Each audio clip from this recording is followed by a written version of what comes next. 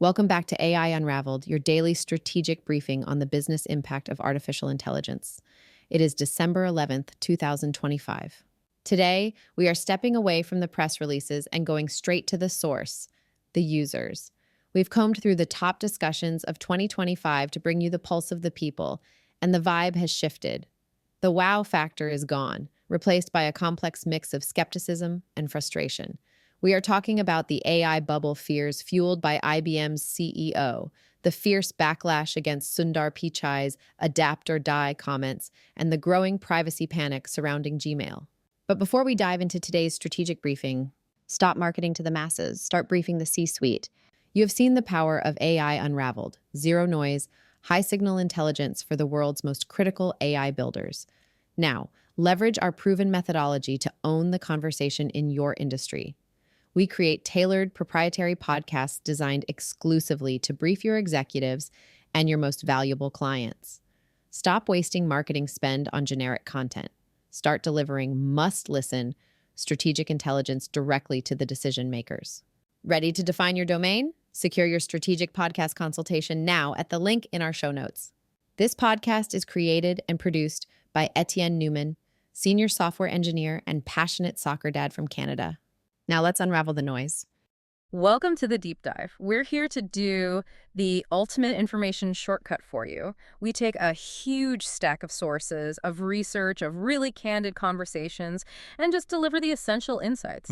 And today, we are wading deep into, well, probably the most pervasive and, let's be honest, the most volatile topic of our generation: artificial intelligence. It's everywhere. It really is. I mean, if you follow the markets or even just read corporate news, AI is the only thing anyone is talking about. It's driving valuations. It's pitched as a solution for, well, everything. Billions and billions of dollars. Exactly. But we both know that the C-suite spin, the glossy press releases, they often don't reflect what's happening on the ground. Not at all. So our sources for this deep dive, they ignore that noise.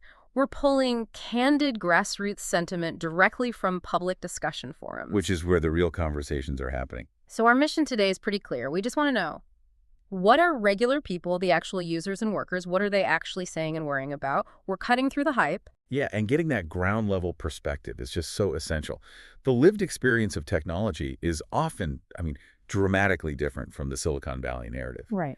So we've distilled this massive volume of discussions down into 4 core recurring themes. We're going to unpack the good, the bad, the implementation failures, and of course, the very volatile future outlook. Okay, let's unpack this, and let's jump straight in where the volume is loudest. The skepticism, the fear. We have to start there. The negative sentiment is, it's just so organized and pervasive. And the number one concern, it's not even close, is job displacement. The classic fear. It's the oldest fear tied to automation. Yeah. But now it's hitting the knowledge economy. And that just feels very different to people. Yeah, and what's fascinating, though, is how people are articulating that fear. It's not just the simple, I might lose my job. No, it's more nuanced. It's laced with this deep, deep skepticism about who exactly this technology is built to replace, and maybe more importantly, who it's not built to replace. Exactly. The source material captures this structural, almost cynical skepticism. We saw this one quote that just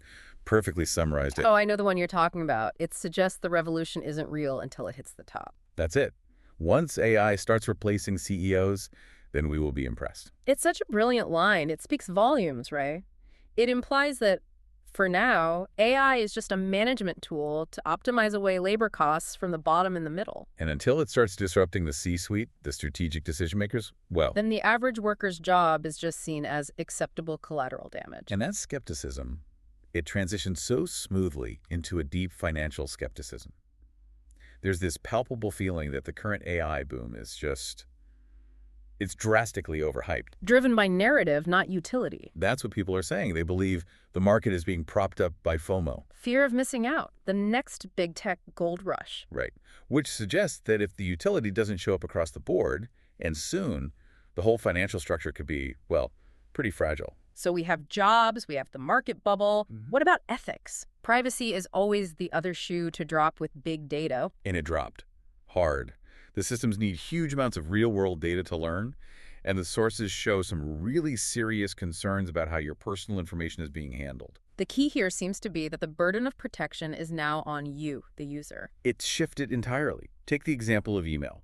The fear, and it's a valid one, is that Gmail can read your emails and attachments to train its AI unless you opt out. And that move from opt-in to opt-out, that changes the whole game. It really does. Silence now means consent. You have to constantly be on guard, policing privacy settings, reading these long legal updates, just to maintain basic digital boundaries. Precisely. And the last big concern in this section is not about jobs or data, it's about our brains, the very nature of learning and cognitive engagement. That quote from the graduate student really stuck with me, the idea that there's this growing friction in academic settings. A genuine cognitive gap.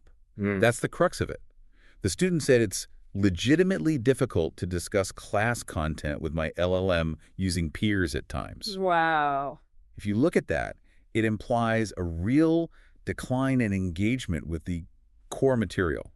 If you just use an AI for the output, you skip the messy, hard part of actually internalizing knowledge. And then you can't really discuss the nuances with someone who actually did the reading. You can't. We might be heading toward a future where we're all just summarizing summaries of summaries. That's a fundamental challenge to education itself. It is. But like you said, it's a mixed picture. And here's where it gets really interesting.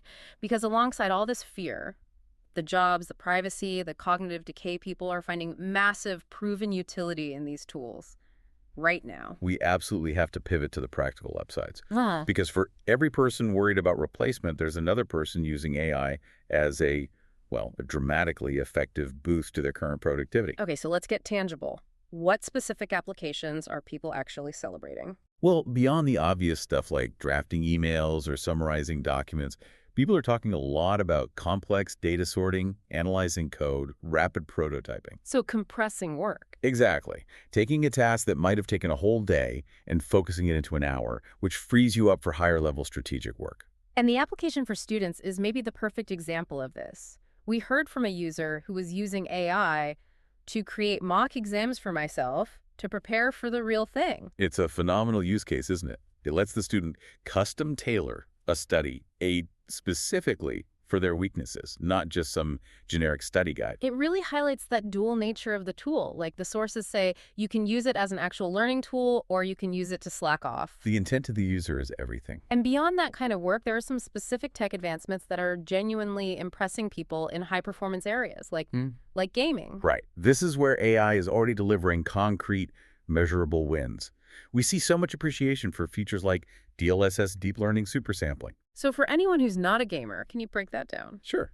DLSS, it basically uses AI to intelligently upscale a lower resolution image in real time. So the computer doesn't have to work as hard, rendering every single pixel. And the user benefit is what? Smoother gameplay? A higher frame rate. Users say DLSS is nice for having a higher frame rate without having to turn down the graphics. That's not a future promise. That's a real observable performance boost today. A perfect, non-hypothetical win. Okay, so we have this undeniable utility on one side, but this deep skepticism and fear on the other. What happens when those two forces collide? When companies try to push these tools on us? That's where you hit the implementation roadblocks and where user friction just peaks. And the biggest source of that friction seems to be this idea of forced integration. It generates immediate hostility in the discussions. It's when companies push AI features into products where users either don't want them, don't need them, or find they actually make the product worse. Which makes sense. If you're already skeptical about something, having it forced on you is only going to make you resent it. Exactly. The sentiment is so clear. It's not even about the utility. As one person put it, even if it was good, which it isn't, the way they force it on you doesn't feel right. It feels like losing control over the tools you rely on. It does. It makes adoption feel like compliance, not a choice. And it just alienates your user base. And that frustration is just compounded by, well, the fact that sometimes it just doesn't work, the quality and accuracy issue. Yes, this is a huge one. We need to detail this specific failure because it's so illustrative. We see users trying to upload reference materials to ChatGPT for various projects in PDF format. A pretty standard professional task. What's the outcome? The outcome is often just highly unreliable, especially with dense or complex information. Users report the AI frequently returns something the user knows is false. And that's more than just an error. That's a complete breakdown of trust. It's fundamental. If the AI can't reliably process the specific material you literally just gave it, it completely undermines its credibility as an intelligent partner. Because if you have to constantly supervise and correct it, the return on investment for your time just plummets to zero. Right, and it's not just users saying this. The skepticism about ROI is coming from the C-suite of major tech players, too. Which is really telling. We saw it reflected in the sources. The IBM CEO questioning the whole cost-benefit ratio of the massive infrastructure spending happening right now. But isn't that what they always say at the start of a huge tech revolution? I mean, what's the argument for why this spending is justified? That's a fair challenge. Yeah. But according to the sources, the difference here is just the sheer scale and the current inefficiency of the infrastructure. The CEO stated clearly there was no way that spending trillions on AI data centers will pay off at today's costs. So the skepticism isn't about the technology's potential, but the current cost of actually scaling it. Exactly. It grounds the financial anxiety in a very real, very expensive problem. So all of this, the fear, the utility, the friction, it leaves us with a really mixed, but I'd say decidedly nervous outlook on the future. I think nervous is the right word. People are impressed, but they are fundamentally skeptical of the whole ecosystem around it. The costs, the privacy, the forced adoption. And that brings us right back to the financial feels. Which are expressed so powerfully in the discussions. There is this palpable yearning for a market correction. We saw this phrase repeated, almost like a mantra. Please let the AI bubble burst. Please let the AI bubble burst. Yes. That repetition just underlines the anxiety. This perceived massive imbalance between the staggering valuations and the sometimes flawed high-cost reality that users and even some CEOs are reporting. And how are the industry leaders responding to this anxiety? Well, from a high-level view, they're acknowledging that disruption is inevitable. We saw Google CEO Sundar Pichai's take, which basically stresses that it's up to everyday people to adapt accordingly. So the burden of adaptation is on the individual worker. He admits we will have to work through societal disruption. It's coming, and you need to be ready. So, to bring this all together, the final conclusion from these grassroots discussions is just fundamentally mixed feelings. There's real excitement about the technical advances, the DLSS, the mock exams. The productivity boosts. But it is powerfully balanced by this intense, grounded skepticism about job security, about predatory privacy practices, and just the overall societal cost. It's not a simple yes or no. No, the tension is very real. We love the utility when it works, but we deeply distrust the structure and the cost when it doesn't. Right. So if you walk away with nothing else from this deep dive, just remember the key details.